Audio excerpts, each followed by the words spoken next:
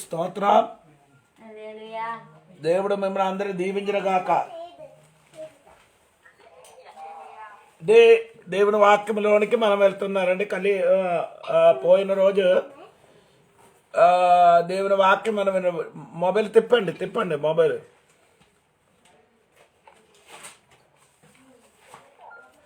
సరిపోయింది. Praise lord. పోయిన వారములో మనం నేర్చుకున్న విషయము యేసుక్రీస్తు శిలువ మరణం గురించి నేను చెప్తున్నాం. ఆ శిలువ మరణములో ఏదైనా తోటలో గతసమర తోటములు యేసు చేసిన ప్రార్థన, ఆ ప్రార్థనలు అక్కడ కొన్ని విషయాలు మనం నేర్చుకున్నాం. మీరు మర్చిపోలేనని నేను అనుకున్నారండి. ఏంటంటే అక్కడ జరిగిన విషయము ఒకటి, ఆ తోటము నుండి మనము నేర్చుకున్న విషయము నేను చెప్పారు, మీరు మర్చిపోలేదు అనుకున్నాం. ఒకటి, ఆ తోటములు మొదటి విషయం ఏంటంటే స్నేహితుడా అని పిలిచారు యేసుక్రీస్తు. రెండవదే యేసుక్రీస్తు చెప్పిన మాట లేచి ప్రార్థన చెయ్యమని చెప్పారు.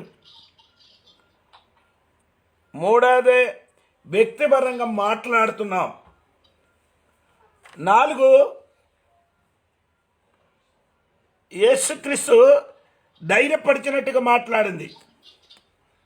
5, నీ కత్తి ఒరైలైనమని చెప్పారు.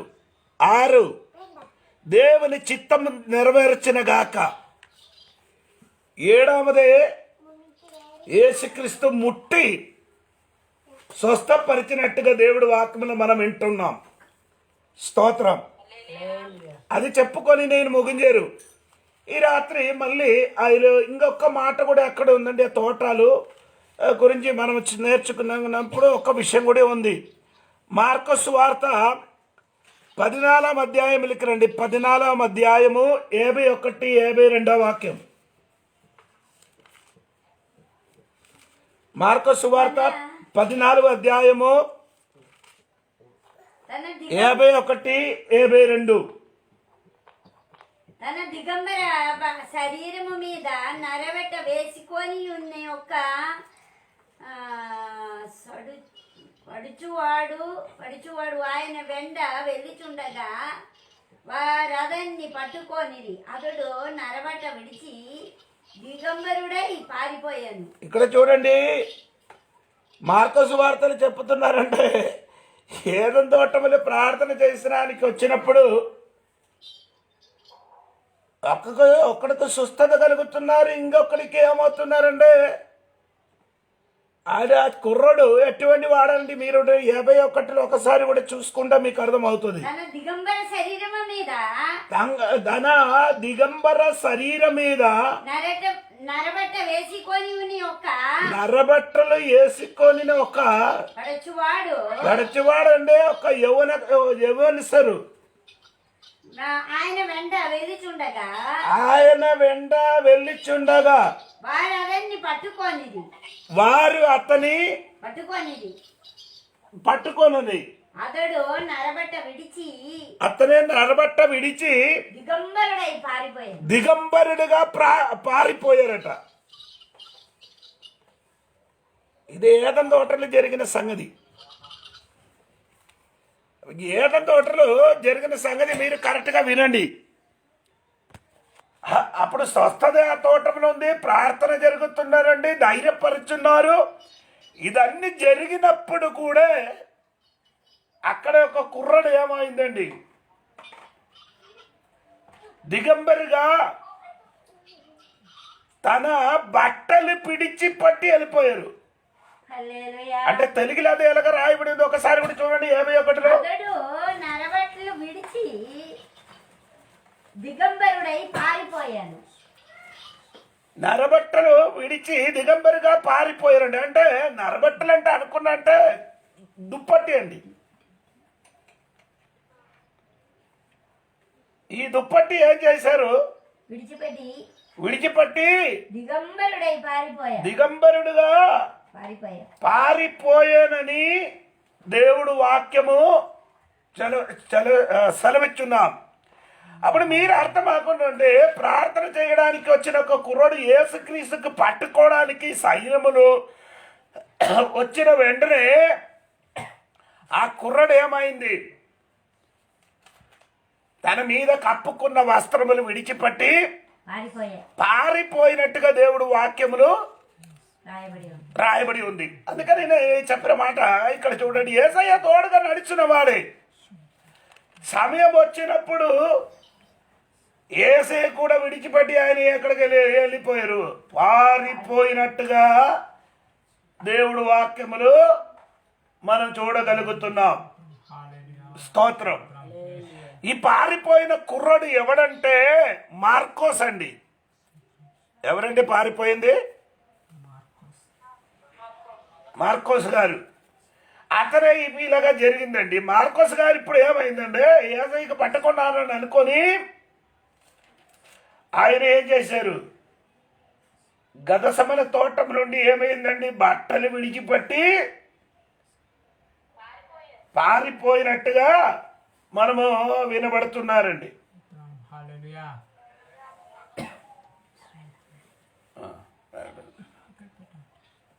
అక్కడక్కడ పట్టండి, అక్కడ పట్టండి, ఇక్కడ కింద పట్టండి. అదే అతను పారిపోయినట్టుగా దేవుడు వాక్యములు చూడగలుగుతున్నారు. ఇప్పుడు నేను చెప్పిన మాట ఏంటంటే ఈ తోటములు రకరకాల మనుషులకి ఉన్న విడుదల, రకరకాల మనుషులతోని దేవుడు మాట్లాడిన మనము చూడగలుగుతున్నారు మాట. అదే శ్రీధర్ని కూడా ఉన్న ఫోన్ చేయడం అమ్మ. అప్పుడు చెప్పిన మాట మరిచిపోకూడండి. అప్పుడు ఇంకా మనం నేర్చుకున్న విషయము అంటే ఆ కుర్రాడు ఏమంటే బట్టలు విడిచిపెట్టి పోయేనని దేవుని వాక్యములు మనం చూడగలుగుతున్నారు. అప్పుడు ఇక్కడ విషయం ఏంటంటే దేవుని బిడ్డలారా, ఈ రాత్రి చెప్పబడిన బట్టి ఏదెన్ తోట నుండి మనము అదే నేర్చుకున్నారు. ఇంకా మనము నేర్చుకున్న విషయం ఏంటంటే యేసుక్రీస్తుకి పట్టుకోవడానికి మనుషులు వచ్చిన విషయము. అదే మత్తయి సువార్త 26వ అధ్యాయము 75, 76, 77 వాక్యం చదవండి. ఆ గడియలోనే యేసు జన సమూహములను చూచి బందిపోటు దొంగ మీదకి వచ్చినట్టు కత్తులతోనూ గుదియలతోనూ నన్ను పట్టుకొని వచ్చిదిరా. నేను అనుదినము దేవాలయములో కూర్చుండి బోధించుచున్నప్పుడు మీరు నన్ను పట్టుకోనలేదు. అయితే ప్రవర్తన లేఖనములు నెరవేర్చున్నట్లు ఇదంతయు జరిగానని చెప్పను. అప్పుడు శిష్యులందరూ ఆయనను విడిచి పారిపోయింది. చూడండి, ఇక్కడ మీరు చూడండి, ఏదెన్ తోటలో జరిగిన విషయం యేసుక్రీస్తుకు పట్టుకోవడానికి సైన్యమయంలో వస్తున్నారట. అప్పుడు వచ్చినప్పుడు యేసుక్రీస్తు చెప్పిన మాట మీరు విన్నారు. 75వ వాక్యములు యేసుక్రీస్తు చెప్పిన మాట ఏంటంటే వినండి ఒక్కసారి కూడా. జనసమూహములను చూసి బందిపోటు దొంగ మీదకి వచ్చినట్లు చూడండి. బెందిపోట అంటే నీకు అర్థమైందా?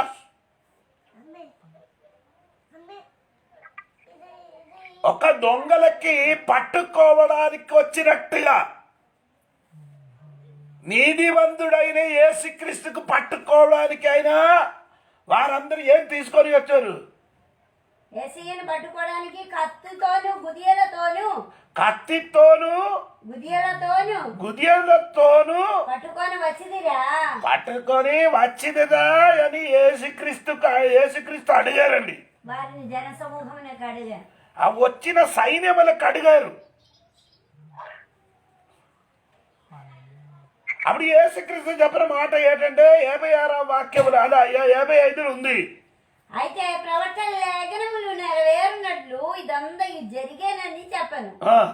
అప్పుడు శిష్యులందరూ ఇప్పుడు నేను ప్రతిదినములు దేవాలయములు అనుదినము నేను దేవాలయములో కూర్చుండి బోధించుచున్నప్పుడు మీరు నన్ను పట్టుకోనలేదు. దేవుడు అడిగారు, అనుదినములు నా దేవాలయములు కూర్చుకొని నీతోని మాట్లాడినప్పుడు మీరు నన్ను ఏం చేయలేదు, పట్టుకోనలేదని యేసయ్య చెప్పిందండి. అప్పుడు ఏం చేస్తున్నారంటే ఈడు కత్తితోని పట్టుకోవడానికి ఏసఐ దగ్గరికి పరిగెట్టి వస్తున్నారు. ఇప్పుడు అన్ని పట్టుకున్నాడు ఆయనకి. ఈ విషయం మీరు బాగా చూడండి. అని దినములు దేవాలయం వచ్చిన యేసుప్రభువుకు పట్టుకోవడానికి కత్తి అవసరమా?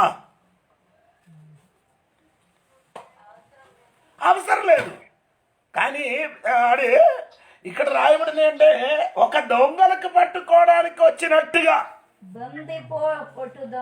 బెందిపోటు దొంగలకు పట్టుకోనినట్టుగా నన్ను పట్టుకోవడానికి మీరు వచ్చినట్టుగా యేసుక్రీస్తు చెప్పారు. నీ అనగా వచ్చారు అంటే నేను చెప్పిన మాట ఏంటంటే యేసుక్రీస్తు ఏం చెప్పలేదు. అప్పుడు యేసుక్రీస్తుని పట్టుకోవడానికి సైన్యం వచ్చారు. ఇదే మాట ఎక్కడ ఉండేది? మార్కోసు వార్త 14 అధ్యాయము 44 నుండి 48 వరకు, లూకోసు వార్త 22 అధ్యాయము 47 నుండి 54 వరకు, యోహాను వార్త 18 అధ్యాయము 4వ వాక్యం నుండి 12వ వాక్యం వరకు. అవి యేసుక్రీస్తుని శత్రువులు పట్టుకోవడానికి వచ్చిన విషయము ఈ 4 సువార్తలు కరెక్ట్గా సువార్తగా రాయబడి ఉంది.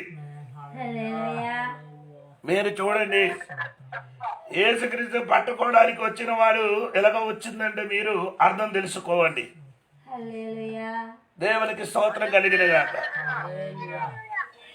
ఇలా ఇక్కడ మీరు చూడబడిన మాట ఏంటంటే యేసుక్రీస్తుని పట్టుకున్నాం. ఎప్పుడు? ఆ సమయము లక్షవారం సాయంత్రము. యేసుక్రీస్తుకి సిలువ వేసిన శుక్రవారం 9 గంటలకి, లక్షవారం యేసుక్రీస్తు తోటానికి వెళ్ళి ప్రార్థన చేయన టైం అని రాత్రిలో. ఆ టైంలో వాడు పస్కా పండుగ పాటించారట. ఇదందరూ పాట పాడి ఎరుసల గిద్రందో వాగు దాటి గతసమైన తోటలు వెళ్ళి ఆ ప్రార్థన ఎవరి కొరకు నశించిన ప్రజల కొరకు రక్షింపబడడానికి కన్నీరు కాచి ప్రార్థన చేసి ఉండగా అతనికి పట్టుకోవడానికి కత్తి పట్టుకొని సైన్యం వస్తున్నారన్నమాట. కత్తి మాత్రం కాదండి, తోడుగా ఉన్న ఒక్క వ్యక్తి ముద్ది పెట్టి అతనికి శత్రు చేతులు అప్పగించారు.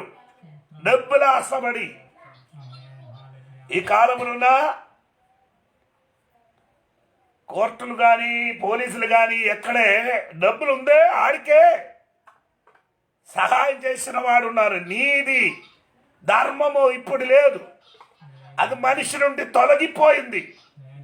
ఈ రాత్రి ఒక్క విషయం నేను చెప్పుతున్నానని, నీతిమంతుడని యేసుక్రీస్తుని శత్రువులు పట్టుకొండినట్టుగా వచ్చారు. ఆయనకి పట్టుకున్నారని దేవుడు వాక్యమని చెప్పుతున్నారండి. ఆయనకి పట్టుకొని ఎక్కడికి వెళ్ళారంటే మీరు చూడండి, యోహాను సువార్త 18 అధ్యాయము 12వ వాక్యం నుండి చదవండి.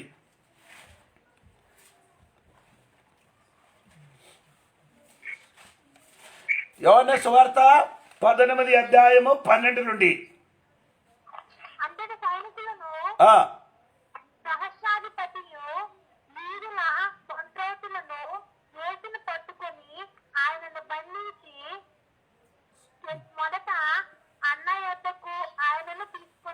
ఆ రాత్రి యేసును పట్టుకొని మొదటి వెళ్ళిన విస్తారం చేయడానికి, తీర్పు తీర్చడానికి మొదటిగా తీసుకొని వెళ్ళిన వాడు ఎవరు?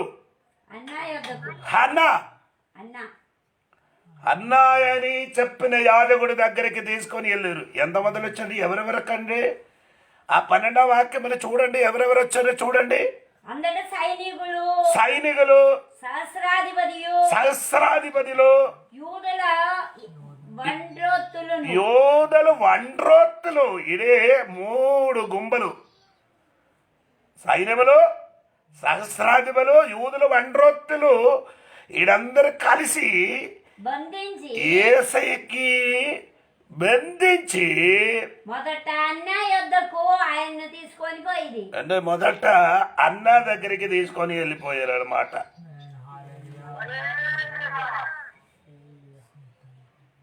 స్తోత్రం. కదా ఆశ్చర్యం కలుగుతుంది. యేసుక్రీస్తునికి తీర్పు తీర్చడానికి ఎవరి దగ్గరికి వెళ్ళారు? అన్న దగ్గరికి తీసుకొని వెళ్ళిపోయినట్టుగా ఇక్కడ వాక్యము చూడగలుగుతున్నారండి. దేవునికి స్తోత్రం. ఇప్పుడు అన్న దగ్గరికి వెళ్ళి యేసుక్రీస్తుని ఏం చేసుకున్నారు? తీర్పు తీర్చున్నాయి. ఇదొక మతపరమైన తీర్పు. మొదటి యేసుక్రీస్తుకి ఎలాగ పట్టుకున్నారంటే, పట్టుకున్న తర్వాత యాజకుడి దగ్గరకు తీసుకెళ్ళారు. యాజకుడు అతనికి మతపరమైన రీతిలో తీర్పు తీర్చడానికి ప్రయత్నించుచున్నారు. అప్పుడు యేసుక్రీస్తుకి 7 మారు 4 కోర్టులు దేవునికి తీర్పు తీర్చారు. అది నేను చెప్పబోతున్నా. మొట్టమొదటిగా యేసయ్యకి తీర్పు తీర్చడానికి తీసుకొని వెళ్ళినవాడు హన్నా. హల్లెలూయా. హన్నా గారు యేసుక్రీస్తుని తీర్పు తీర్చడానికి కూర్చున్నట్టుగా మనము చూడగలుగుతున్నాం. ఇక్కడే ఆ వాక్యములు మీరు కూడా చూడండి. యోహాను సువార్త 18 అధ్యాయములకి రండి. ఆయనకి తీసుకొని వెళ్ళి 12వ వాక్యం మనం చూస్తారు.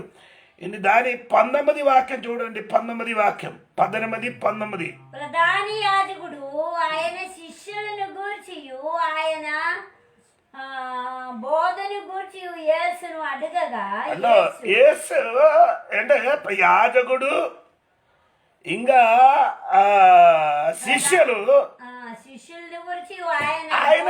గురించి ఆయన బోధ గురించి ఏం చేసుకున్నారు? యేసుక్రీస్తు అడుగుతున్నారు, నీ ఏది బోధ చేస్తున్నారు, ఏం చేస్తున్నారని యేసుక్రీస్తుకు ఏం చేస్తున్నారు ఈయన అడుగుతున్నారు. నీ అడిగిన తర్వాత ఈయన అడిగినప్పుడు యేసు చెప్పిన మాట 20 వాక్యం చూడండి. 20 వాక్యం. యేసు, నేను బాహాటముగా లోకము ఎదుట మాట్లాడదని యూదులందరూ కూడి వచ్చు సమాజ మందిరములోను దేవాలయములోను ఎల్లప్పుడూ బోధించిదివి. రహస్యముగా నేనేమీ మాట్లాడలేదు. అంటే ఆయనకి రహస్యం లేదు. మనకు అలాగంటే రహస్యం ఉండొచ్చు. మాట్లాడిన విషయములు యేసుక్రీస్తుకి రహస్యం లేదు. ఆయన దేవాలయములు వచ్చి అందరి సమక్షములు మాట్లాడుతున్నాం. మనమైతే మనకేదైనా రహస్యం చెప్పడానికి ఉన్నది, కానీ యేసయ్య మాత్రమే రహస్యం లేదు నాకు.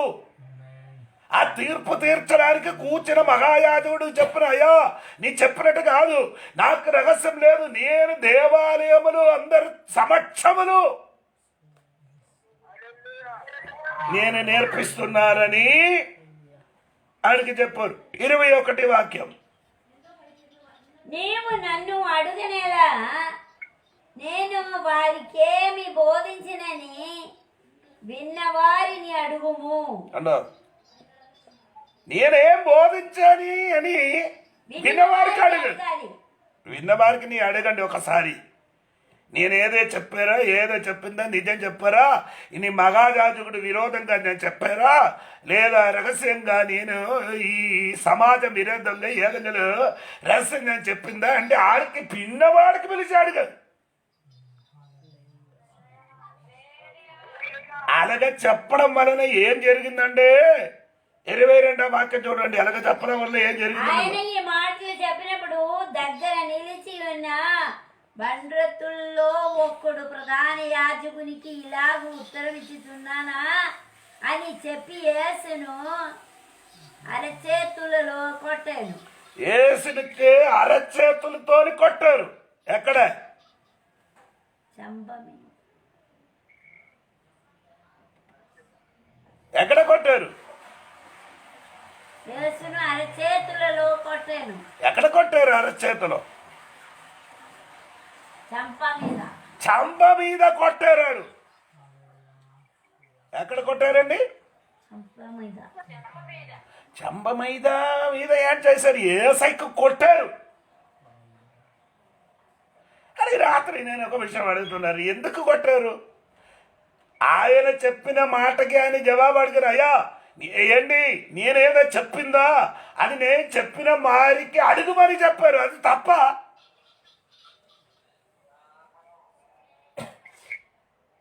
నేను చెప్పినది ఎవరు విన్నారా ఆడికి అడుగు మరి చెప్పడమో తప్పు కాదు. కానీ ఆ మాట వినినప్పుడు మండ్రోతులు ఏం చేశారు?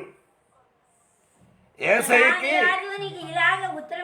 ప్రధాన యాజకులకి ఇలాగా ఉత్తరం ఇచ్చమని ఇచ్చుచున్నారా అని చెప్పి యేసును ఆతులతో అరచేతులతో కొట్టండి. అంటే ఈ బండ్రోతులు కొట్టడానికి కారణం ఏంటంటే ధర్మశాస్త్రము నీకు ఎదురుగా ఇతను మాట్లాడిని అని అనుకొని కొట్టారు. అంటే ఎవరు అడిగారు? మగాజాతకుడు అడిగారు కదా. మగాజాతకుడు అడిగినప్పుడు ఆయన కరెక్టే చెప్పారు, జవాబిచ్చారు. అప్పుడు ఏమంటే ఈ బండ్రోతులు కొట్టడానికి కారణం ఏంటంటే తెలుసా? మగాజాతకుడు కలగ చెప్పకూడదట్టని అనుకొని అది ఏంటి బైబిల్లో ఉంది. అది మీరు లేవ్యాకాండములకి రండి, అప్పుడే మీకు నేను చెప్పిన అర్థం అవుతున్నా. సారీ, లేవ్యాకాండ కాదండి, నిర్గమకాండము 22వ అధ్యాయం 28వ వచనం చూడండి.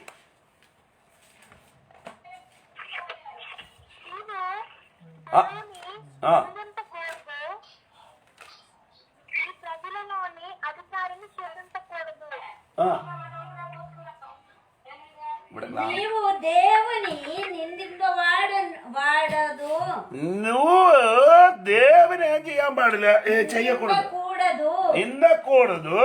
నీ ప్రజల్లో నీ అధికారిని శపింపకూడదు. ప్రజలో నిలుక్కునే అధిపతికి ఏం చేయకూడదు, అధికారిని శపింపకూడదు, అధికారిని శపింపకూడదని ఈ మాట బండ్రోత్తుకు తెలుసు.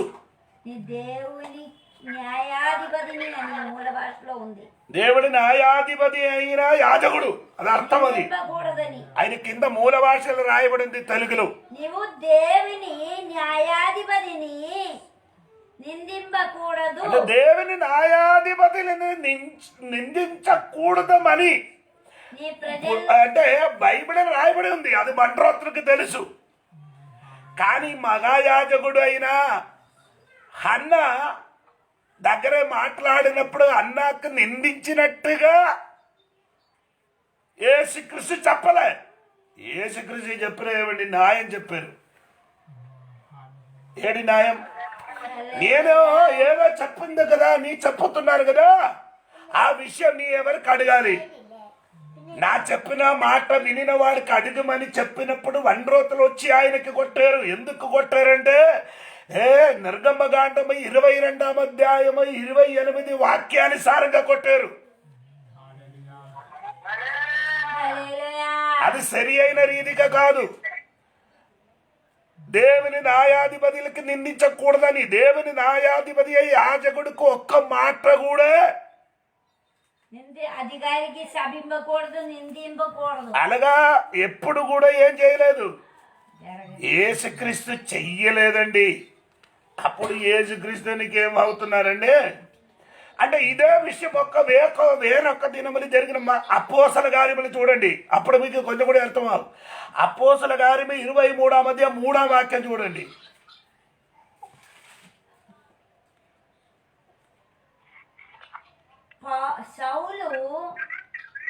సౌలు అదన్ని చూచి, సున్నం కొట్టిన గోడ దేవుడు నిన్ను కొట్టును, నీవు ధర్మశాస్త్రము చొప్పున నన్ను విమర్శింప కూర్చుండి ధర్మశాస్త్రమునకు విరోధముగా నన్ను కొట్టనాజ్ఞాపించుచున్నావా? నేను దగ్గర నిలిచి ఉన్నవాడు నీవు దేవుని ప్రధాన యాజకుని దూషించదనా అని అడిగిరి.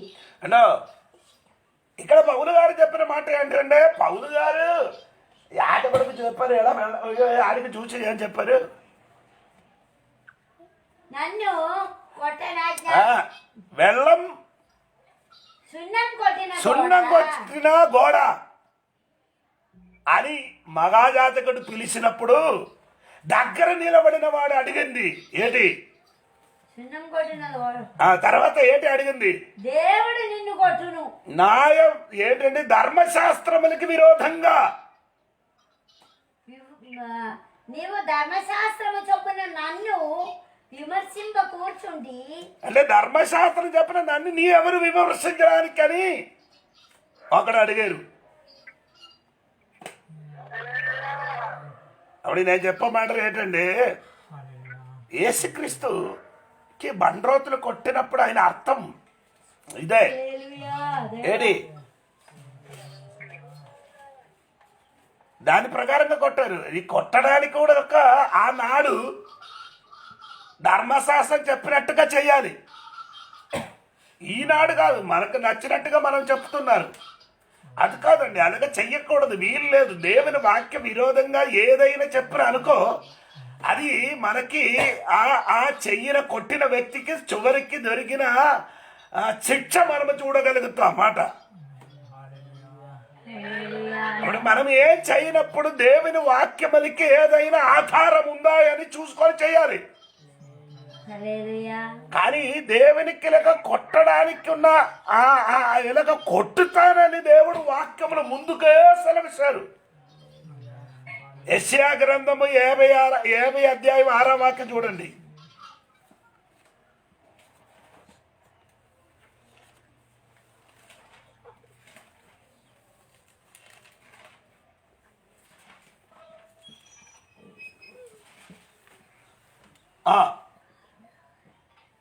యెషయా గ్రంథము 50:6. కొట్టువారికి నా విప్పులు అప్పగించితిని, వెంట్రుకలు వెరికివేయు వారికి నా చెంపలను అప్పగించిరి. వెంట్రుకలు వెరికివేయు వారికి నా చెంపలు అప్పగించిరి. చెంపలు అంటే అర్థమండి, చెంప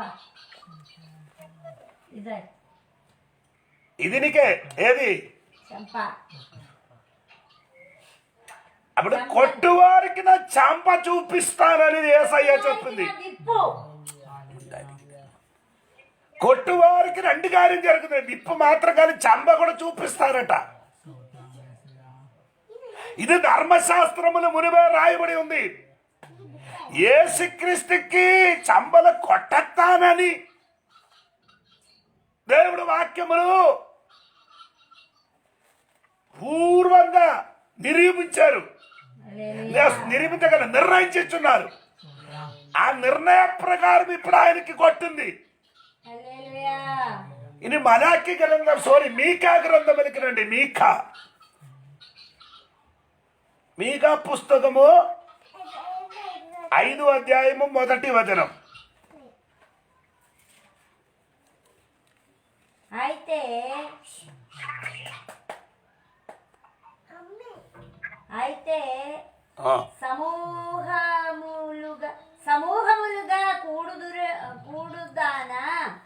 సమూహములుగా కూడుము. శత్రువులు మన పట్టణము ముట్టడి వేయుచున్నారు. వారు ఇశ్రాయేలీయుల న్యాయాధిపతిని కర్రతో చెంప మీద కొట్టుచున్నారు. అంటే ఇశ్రాయేలీయుల న్యాయాధిపతికి చెంపతో కొట్టుతానని చెప్పారండి. ఇదన్నా దేవుడి వాక్యం మునబే రాయబడి ఉన్నది.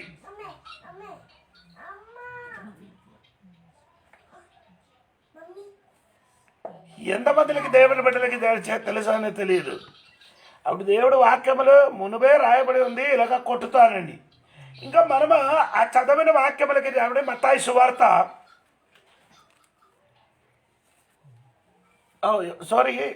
యోహన్న సువార్త 20 వాక్యములు 18 20 వాక్యము మనము చదివారు. అక్కడికి మళ్ళీ తిరిగి రండి.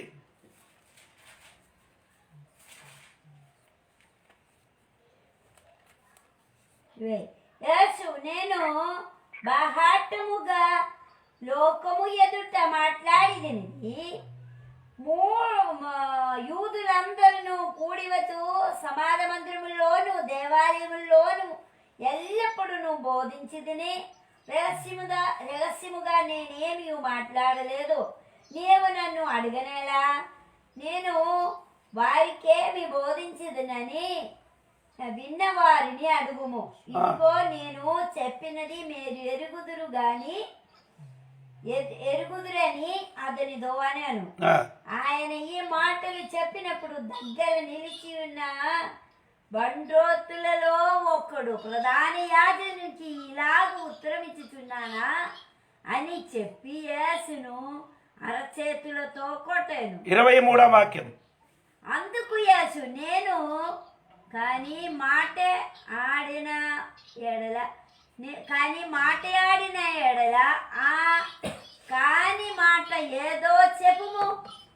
నేను అത്ര బండ్రోతుడికి యేసుక్రీస్తు సరి అయిన రీతిగా మాట్లాడింది ఆ కొట్టిన వ్యక్తికి. 23వ వాక్యం ఏంటండి? నేను కాని మాట అడిగిన ఎడలా, నేను కాని మాట అడిగిన ఎడలా, ఆ కాని మాట ఏదో చెప్పుము, కాని మాట ఏదో అని చెప్పుమని గట్టికి అతనికి గద్దించారు ప్రేమతోని. మంచి మాట అడిగిన ఎడల నన్ను ఎలా కొట్టుచున్నావనే. మంచి మాట అడిగిన నన్ను ఎందుకు కొట్టుతున్నావు? ఆ వండ్రోతకు అడిగారండి. నీ చెప్పిన మాట అండి. యేసుక్రీస్తు మెల్లగా చెప్పారు. ఆయనకే కొట్టుతానని దేవుని వాక్యములు మునువే నిర్ణయించిన చిన్న ప్రకారంగా ఆయనకి ఇప్పుడు కొట్టారు. కొట్టినప్పుడు యేసు ఆయనకేం చేశారు? నేను మంచి మాట చెప్పినప్పుడు నీ ఎలాగ నన్ను కొట్టారని అడిగారు. అంటే ఈ పీతరు గారు ఇదన్నీ మనసులో ఉంచి చెప్పిన మాట మీరు వినండి. 1 పీతరు 3వ అధ్యాయము 9వ వచనం చూడండి.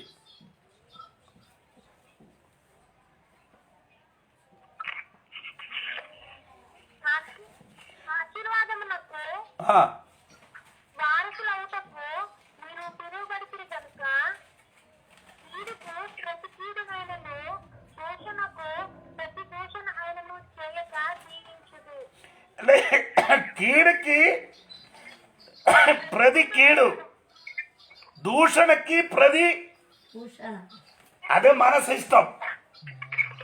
ఎవరి కీడు చేస్తే వారికి కీడు చేయాలి. ఎవరు దూషించే అది మనసు ఇష్టం. యేసుక్రీస్తుకి కొట్టినప్పుడు యేసుక్రీస్తు తిరిగి కొట్టాలి కదా.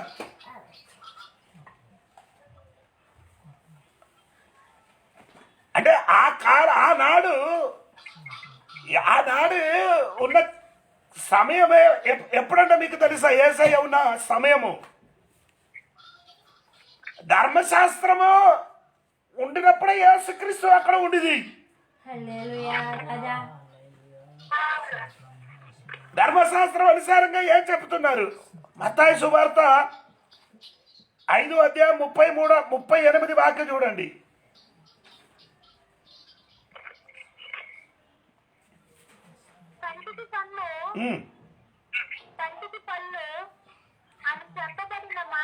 ఇది ధర్మశాస్త్రం చెప్పిన మాట. కండికి కన్ను, పళ్ళుకి పళ్ళు. ఎవరైనా పళ్ళు కొట్టి పడిపోతే ఆడు పళ్ళు తిరిగి ఏం చేయాలి? పళ్ళు తీసేయాలి. ఎవరు పళ్ళు కొట్టిసి పళ్ళు పోయిందో ఆ పళ్ళు పోయిన వ్యక్తి కొట్టిన వ్యక్తిగా పళ్ళు కొట్టిసి పడాలి.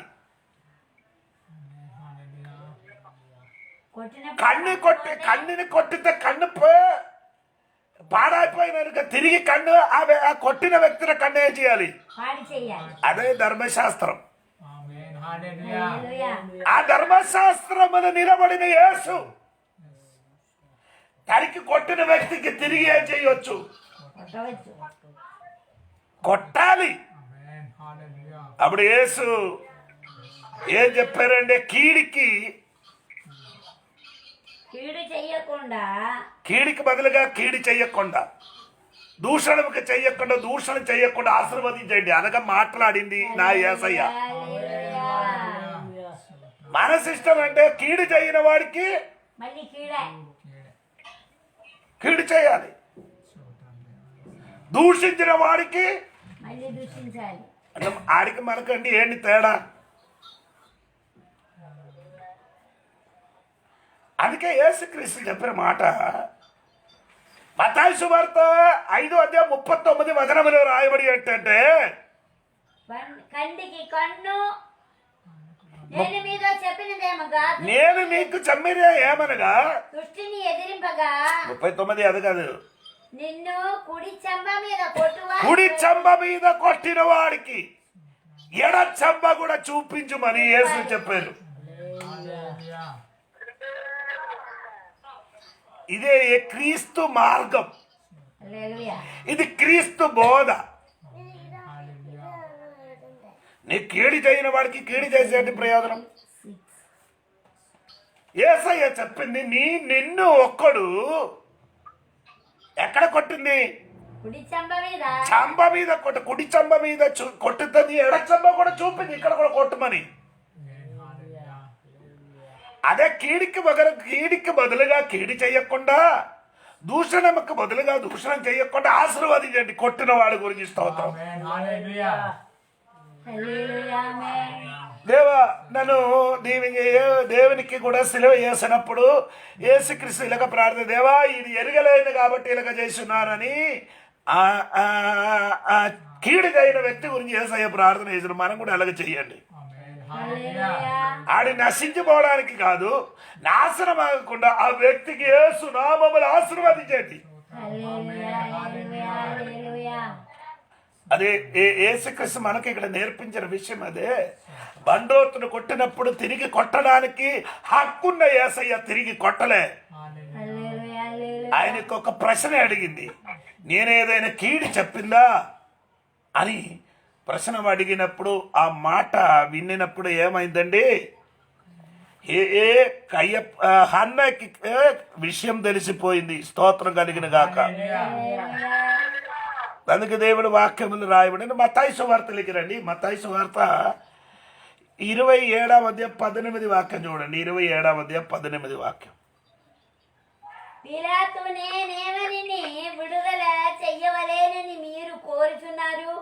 బర్బనా లేక క్రిస్తనబడిన యేసునా అని వారిని అడిగెను. ఏలనగా వారు అసూయ చేత ఆయనను అప్పగించిరని అతడు ఎరిగి ఉండను. అంటే యేసుక్రీస్తు నీతిమంతుడని, అన్యాయం చెయ్యలేదని అన్నాకు తెలుసు. అసూయ చేత ఆడ వచ్చిన వారికి అందరికి తెలుసు. కానీ యేసుక్రీస్తుకి ఎందుకు చంపడం?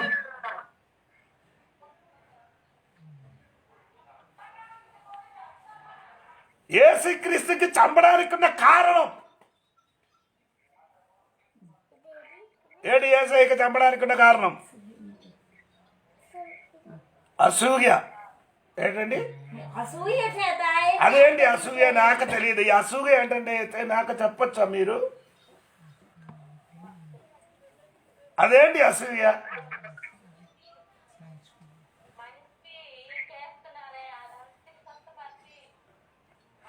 అది ఎలాగండి? నాకు అది అసూయ అనే ఒక్కడికి, ఇప్పుడు జోడి పాస్టర్కి అసూయ ఉన్నట్టుగా మీకు ఎలాగ తెలిసిపోతుంది?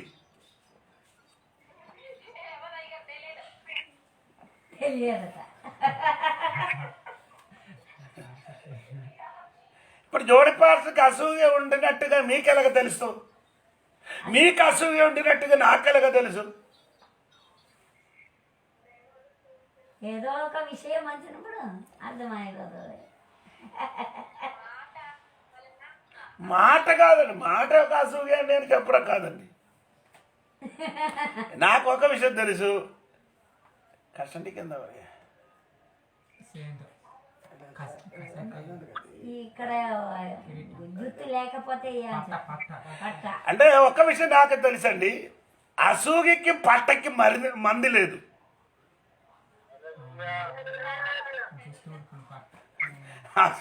అసూయ వారికి ఏం మంది లేదండి.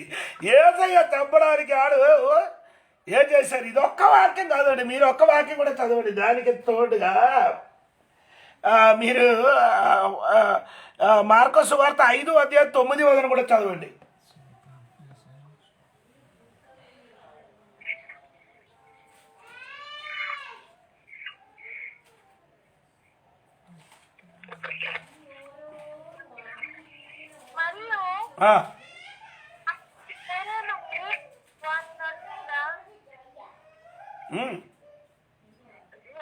మరియు ఆయనని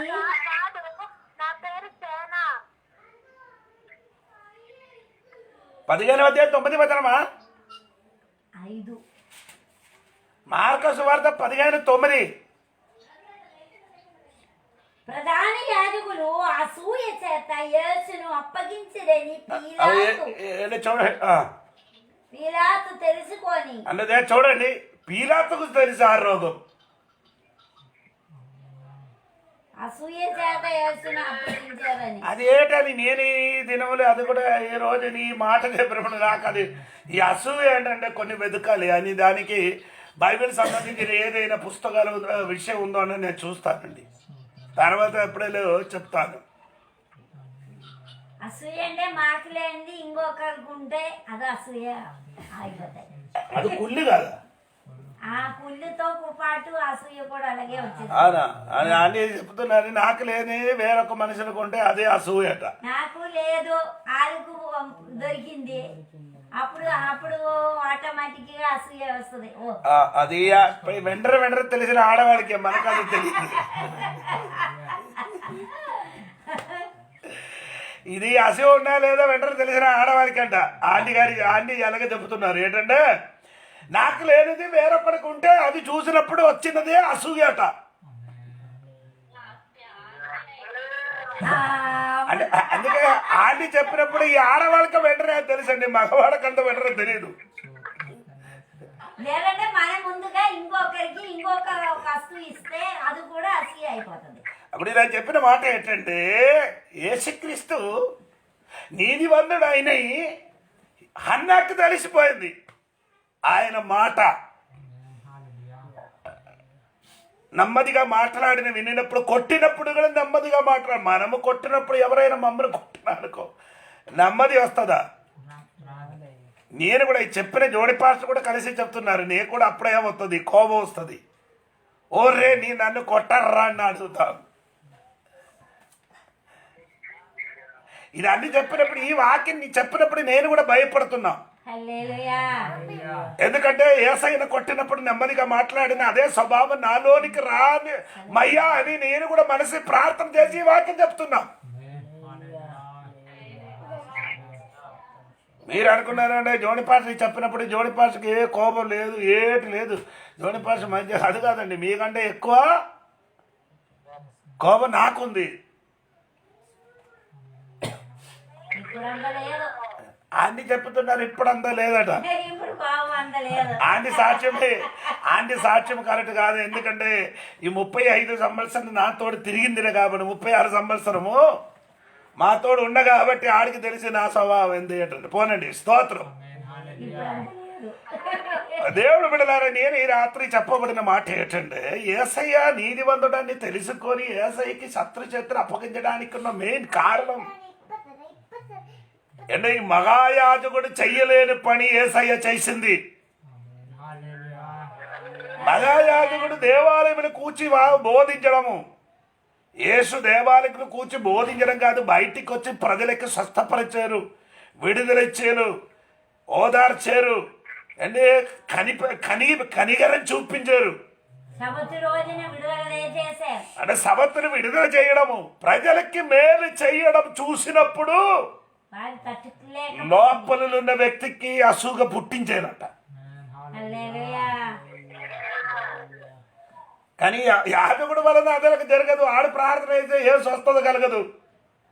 ఎందుకంటే ఈడి దేవాలయమును కూర్చి అక్కడ బలి అర్పించడానికి దూరములు వచ్చిన వాడు అందరూ మేకలు, పావురము, ఎద్దులు అమ్ముతున్నాం, రూకలు మార్చున్నాం, డబ్బులు మార్చున్నాం.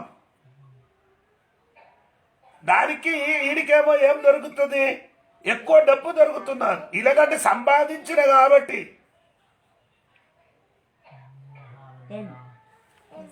మనకి మన ఒరిస్సాలో అదే ఆంధ్రలో ఉందా నాకు తెలియదండి. మా కేరళ దేశంలో ఏమంటే, కేరళలో ఉన్న దేశంలో ఏమంటుంటే, అక్కడ సమాధి చెయ్యడం చోటలు ఆమె సమాధి కట్టడానికి ఆ సంఘములకి డబ్బులు ఇవ్వాలి. 1,00,000 రూపాయలు నుండి 20 లక్షల వరకు ఇవ్వాలి. అంటే సమాధిలో ఇలాగంటే మంచి సమాధి కట్టడానికి డబ్బులు కట్టాలి. అనగా 20 లక్షల వరకు, 20-50 లక్షల వరకు ఇవ్వడం వారు ఉన్నాం. అదే నేను అనుకుంటానంటే, ఒక 10 మందులు ఉంటే ఆ సంఘంలో ఎంత డబ్బులు దొరుకుతున్నారో మీరు దాదాపు 20 లక్షలు కల్పించండి. 10 మందులు ఉంటే 2 కోడి ఎంత డబ్బులు సంపాదించారండి. స్వతంత్రం ఎవరు చెప్పలే. ఎందుకు నేను చెప్పిన మాట ఏంటంటే, ఇలాగడితే మహాజాతకుడు ఉద్దేశం ఏంటంటే, ఆ డబ్బులు సంపాదించడం మాత్రం ప్రజలకి విడుదల కలగడం అంటే కాదు. యేసుక్రీస్తు అదే కాదండి. యేసుక్రీస్తు డబ్బుల కోసము డబ్బులకి ఎదురుగా యేసయ్య మాట్లాడింది. అదే విధంగా ప్రజలకి ఏం చేశారు, మేలు చేశారు. ఇదన్నీ చూసినప్పుడు వాడికి ఏమొచ్చిందండి, అసూయ పుట్టింది. అసూయ పుట్టినట్టుగా దేవుడు వాక్యములు చూడుతున్నారు. దేవునికి స్తోత్రం కలిగిన గాక. ఈయన యేసుక్రీస్తుకి ఇక్కడ తీర్పు తీర్చిన తర్వాత ఏం చేశారు, యోహాను సువార్తలోకి రండి, 18 అధ్యాయంలోకి రండి. తర్వాత 24 వాక్యం చూడండి.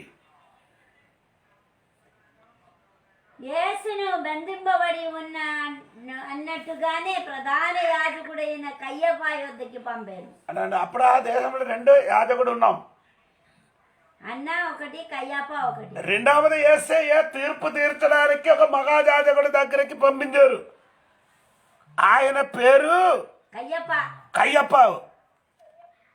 కయ్యప్పాడు దగ్గరికి యేసయ్యకి పంపించారు. అది మనం చూడగలుగుతున్నారండి. దాని గురించి ఏమంటే మత్తయి సువార్త 26వ అధ్యాయంలోకి రండి,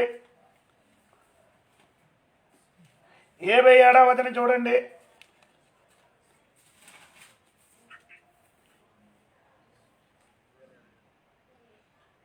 మరియు ఆయన గిన్నె పట్టుకొని కృతజ్ఞతాస్తుతులు ఏంటండి 26, 57 వాళ్ళు చదువుకున్న అమ్మ తేడా వాక్యం.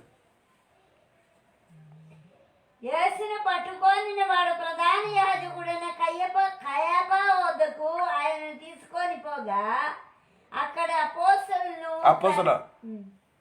శాస్త్రులను పెద్దలను కూడి ఉండేది. అంటే అక్కడ మహాయాజకుడు అయిన కయ్యప్ప దగ్గరికి వెళ్ళినప్పుడు ఎవరెవరు ఉన్నారు, అక్కడ శాస్త్రులు ఉన్నాం, పెద్దలు ఉన్నారండి. పెద్దలు అంటే మీకు అర్థమైందే లేదా నాకు తెలియదు.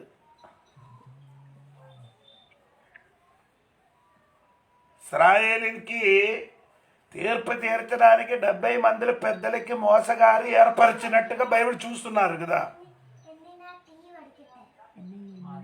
అది మనము నిర్గమకాండములు అది ఉంది. అదే విధంగా పెద్దలకి ఈయన ఆ యేసుక్రీస్తు నాడు అక్కడ కొంత పెద్దలకి ఏర్పరిచారు సంఘములు ఉన్న ప్రశ్న విషయములన్నీ మాట్లాడడానికి. అక్కడ కనుక ఇక్కడ ఉండండి, శాస్త్రులు పెద్దలు దగ్గరికి యేసుక్రీస్తుకి తీసుకొని వెళ్ళిపోయారని పోయిందని చెప్పుతున్నారండి. ఇంకా మీరు ఈ అక్కడికి తీసుకొని వెళ్ళిపోయిన తర్వాత 79వ వచనం చూడండి.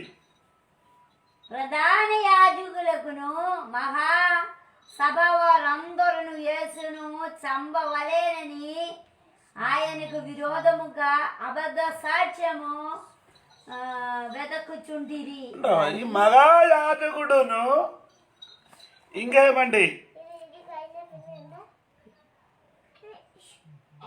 మహాయాజకుడు సంఘములు యేసుక్రీస్తునికి చంపడానికి అబద్ధ సాక్షిಗಳಿಗೆ వెతుకుతున్నారట. బైబిల్లో ఇలాగ అబద్ధ సాక్ష్యం చెప్పి చంపిన ఒక వ్యక్తి ఉంది. చాలా వేరే మనుషులు ఉన్నాం. 1 రాజుల పుస్తకం 21వ అధ్యాయము. ఆహాబు తన భార్య నాబోతుకి ఆడు ఇంటి దగ్గర ఒక మంచి ద్రాక్ష తోట ఉంది. ఆ ద్రాక్ష తోట మీదకి కన్నుంచారు. ఆడికి అది కావాలండి, ఎందుకంటే ఆడు అతని ఇంటి దగ్గర ఉన్న ద్రాక్ష తోటం. ఈ రాజునికి వేరే దూరదేమలో ఒక్క తోట ఉంది. తోటకూర తోటం, ఇది పొలము. అక్కడ తోటకూర ఉంది. ఆ పొలము తోటకూర మొత్తం. అంటే నీ నాబోతుకి చెప్పింది, నేను నీకు ఈ ద్రాక్ష తోట నాకిచ్చు, దాని బదులుగా నీకు నేనేమిస్తాం, తోటకూర తోటం నీకు ఇస్తానని చెప్పారు. అప్పుడు నాబోతు చెప్పారు, ఇది నాను ఇవ్వను, నా తాతగారు నుండి ఉన్న ఆస్తి, ఇది అమ్మకూడదు అని దేవుని వాక్యం రాయబడిన కాబట్టి నేను ఇది నీకు ఇవ్వను. అది ధర్మశాస్త్రం అలాగా చెప్పుతున్నాం. తాతగారు సొమ్ము, నా తాతగారు పొలం ఏం చేయకూడదు, అమ్మకూడదు. అమ్మకూడదు. అదే యూదులకి దేవుడిచ్చిన శాస్త్రీయముగా. దేవుడు యూదులకి ఇచ్చిన ధర్మశాస్త్రం మీద చెప్పిన ఇది, ఆ శాస్త్యం నీ చేయకూడదు. అమ్మకూడదు. అందుకని నాబోతు ఎప్పుడు ఇది నాని ఇవ్వనుంది. ఈ మాట వినినప్పుడు హాగాబు ఏం చేయలేదు, 2 రోజులు తినకుండా పడుకున్నారు. ఆడు భార్య వచ్చి చెప్పారు, భయపడకూడండి, ఇది నీ చేతికి వస్తానని చెప్పారు. ఈడే ఏం చేశారంటే అబద్ధ సాక్షిగా నిలబడి నాబోతుని విరోధంగా మాట్లాడి నాబోతునికి రాయితోని కొట్టి చంపేశారు. అప్పుడు నాబోతు గారి రాయి ఒక్కొక్కటి పడినప్పుడు నాకు న్యాయం కావాలా ఎస్ దేవుడో అని కేకలు వేశారు. కేకలు వేసిన కాబట్టి ఏం చెప్పిన దేవుడు తిస్పెనాయ ఏలియాబ గారు చెప్పారు ఏంటంటే, నాబోతుకి నీకు రాయితోని కొట్టారుగా, కొట్టింది కదా అది అలయ్యా, నీ భార్య నువ్వు ఇద్దరు నీ రక్తం కుక్కలు నక్కుతానని చెప్పింది. యేసుక్రీస్తునికి చంపబడిన యాజకుడు ఇశ్రాయేలు దేశము అదే విధంగా తీర్పాడు పొందారు.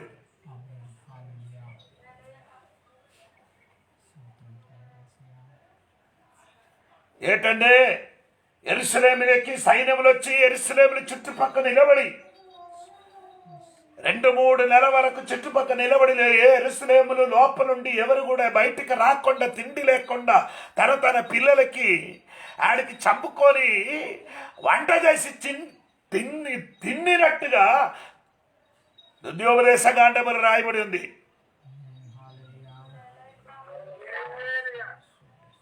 ఇప్పుడు నేను చెప్పిన మాట ఏంటంటే ఇక్కడే సాక్షిగా నిలబడింది. దేవునికి స్తోత్రం. బైబిల్ చెప్పుతున్నారండి, ఒకడికి చంపడానికి దాదాపు 2 సాక్షులు కావాలి. ఒక సాక్ష్యంతో ఏం చేయకూడదు, చంపకూడదని దేవుని వాక్యములు ఉంది. అది ఎరిగిన వాడే ఎవరు? ఈ యాజకులు, ప్రధాన యాజకులు, శాస్త్రులు, సంఘము పెద్దలు, ఇదందరికి తెలుసు. అందుకని ఈడేం చేయరు, అబద్ధ సాక్షులకు వెతికారు. అబద్ధ సాక్ష్యాలకు వెతికారు. ఎవరు? కయ్యప్ప మహాయాజకుడు అబద్ధ సాక్షులకు వెతికి యేసయ్య విరోధంగా మాట్లాడడానికి రెడీగా చేశారు. ఏంటి మాట్లాడింది? 61 వాక్యం చూడండి. 61, 26, 61. తుదకు 2 మనుషులు వచ్చి వీడు దేవాలయమును పడగొట్టి 3 దినాల్లో దానిని కట్టగలవని చెప్పిదిరని. అంటే దేవాలయములు పడగొట్టి 3 దినములు కట్టబడతానని చెప్పింది. 46 సంవత్సరంతో కట్టబడిన యెరూషలేము దేవాలయము పడగొట్టి 3 రోజులు కట్టుతానని యేసు చెప్పిందా? యేసు చెప్పలే. ఇది ఎలాగ చెప్పింది? యోహాను సువార్త 2వ అధ్యాయము 20-21 వాక్యం. యోహాను సువార్త 2వ అధ్యాయము 20-21 వచనం చూడండి. అదేంటి చెప్పిందంటే వినండి.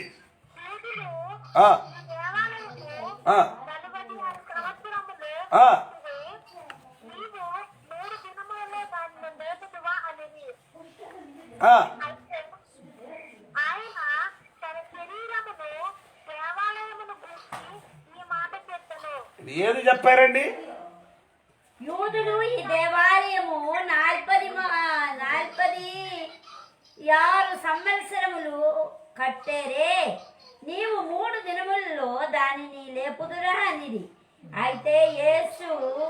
అయితే ఆయన తన శరీరమని దేవాలయమును గురించి ఈ మాట చెప్పాను. యేసు చెప్పిన తన శరీరమైన దేవాలయములు పలగొట్టితే 3వ రోజునైనదే కట్టుతానంటే యేసు మరణము చేసి సమాధి చేసి 3వ రోజు పునరుద్ధానం పొందుతానని చెప్పినది. వీడికి అర్థమైనది ఏది?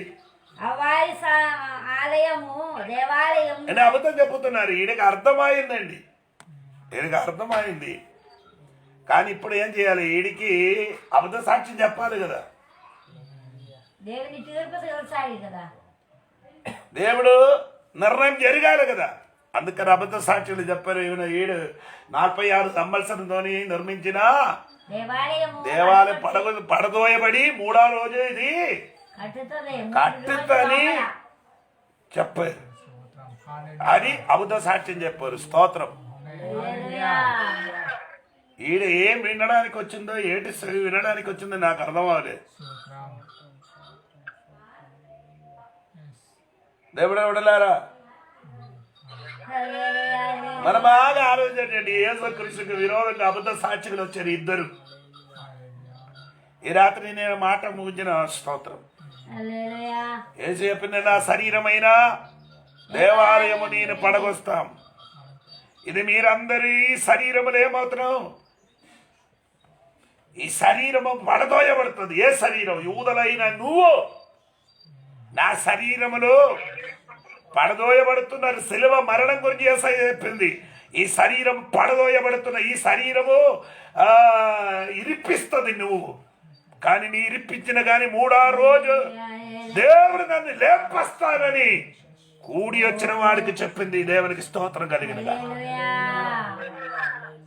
ఇంత కరెక్ట్ అయిన నిజము వారికి యేసుక్రీస్తు చెప్పినప్పుడు అబద్ధ సాక్షులు వచ్చి మహాయాజకుడు, శాస్త్రులు, పెద్దలు, సంఘస్థుల మధ్య నిలబడి చెప్పింది ఏంటంటే తెలుసా? ఈయన ఈ మందిరము యెరూషలేము మందిరం పడదోయబడుతున్నానని చెప్పిందండి. ఈ రాత్రి మాట విన్న ఆ మాట ఒకసారి కూడా చూడండి. మత్తయి సువార్త 6వ అధ్యాయం 26వ అధ్యాయములు ఇప్పుడు మనం చదివింది కదా ఆ మాట. 26వ అధ్యాయము ఇలా వాక్యములు ఏమండి?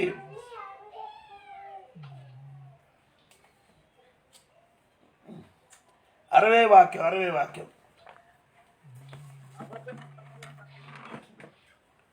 అబద్ధ సాక్షులు అనేకులు వచ్చిన సాక్ష్యమేమీ దొరకలేదు.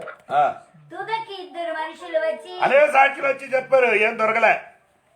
తుదకి 2 సాక్షులు వచ్చి, వీడు దేవాలయమును పడగొట్టి 3 దినములలో దానిని కట్టగలవని చెప్పానని. అప్పుడు ప్రధాన యాజకుడు లేచి, నీవు ఉత్తరమేమి చెప్పనా? అంటే యేసుక్రీస్తు చిత్ర ఇంత అబద్ధ సాక్షులు చెప్పిన యేసుక్రీస్తు సైలెంట్. ఏం ఉత్తరం ఇయ్యలేదు. ఏ మాట్లాడకుండానే నిలబడుతున్నాం. ఆయనకి మీద ఒక్కొక్క అబద్ధములు చెప్పుతున్నారు. సాక్షులు నిలబడి 2 సాక్షులు నిలబడి అబద్ధం చెప్పినప్పుడు ఈడి చెప్పినది అబద్ధమని కూడా యేసయ్య చెప్పలేదు. స్తోత్రం. అప్పుడు చెప్తే అర్థం అవుతుందా? అది చెప్తే కూడా బెండరు. మీరు ఎక్కడికి వెళ్ళిపోయినా అనుకో, నడిచి వెళ్ళినప్పుడు ఏదైనా బురద షర్ట్ మీద పడిన అనుకో, వెంటనే నీ టవల్తో ఏం చేయకూడదు, తొడవకూడదు. తొడస్తే ఏమవుతుంది? అలాగని వదలండి, అలాగా వదలండి. ఎండిపోయిన తర్వాత ఏమవుతుంది? అదేటి కనిపించకుండా పడిపోతుంది. అర్థమవుతున్నారా? మనం ఏం చేద్దాం? విన్న వెంటనే తొడయడానికి ప్రయత్నించున్నాం, తొడసే మొత్తం అవుతుంది. అది యేసుక్రీస్తు సైలెంట్ గా నిలబడేది, మాట్లాడలే. అది బైబిల్ వాక్యం ఉంది, ఆయన మాట్లాడలేదు. నేను తర్వాత చెప్తానండి. ఈ రోజు అందచాలు దేవునికి స్తోత్రం. అప్పుడు యేసుక్రీస్తుకి తీర్పు తీర్చిన 2 గురించి నేను చెప్పాను. 1 హన్నా, 2 కయ్యప్ప. ఇంకా 5 ఉన్నారు. అది వచ్చిన ఆ రోజు గురించి చెప్తానండి. దేవునికి స్తోత్రం. కండ మూసుకొని ప్రార్థన చేయబోతున్నాను. పరిశుద్ధమైన తండ్రి, నీకు వందనాలు. ఈ రాత్రి చక్కని మాట ఇచ్చిన స్తోత్రం. దేవాన్ని శిలువ మరణం గురించి నేర్చుకున్నాం. నేను చంపడానికి శత్రువులు అబద్ధ సాక్షులు నిలబడి ఆ దీనికి విరోధంగా సాక్ష్యం చెప్పిన కూడా నీ మాట్లాడగిపోయింది. ఆ సమయం కూడా పరలోకం కూడా మౌనంగా నిలబడిన స్తోత్రం. దేవా, దేనికి కలగ నిలబడిందంటే మన కొరకు ఒక విడుదల, స్వస్థత, మేలు కలగడానికి దేవుడి జీవితం అలాగే జరిగిన స్తోత్రం కలిగిన కాక ప్రభా. దేవ, ఈ రాత్రి వాక్యం విన్న దేవుని విడుదల అందరికీ దీవించి ఆశ్రయించి విడుదలిచ్చండి. అద్భుతమైన స్తోత్రం, ప్రార్థన వినిన స్తోత్రం యేసు నామములో అడిగి వేడుకున్నారు తండ్రి, ఆమేన్. తండ్రి యొక్క కుమారుడు పరిశుద్ధాలు దేవుడి సహాసమై ఇప్పుడు ఎల్లప్పుడూ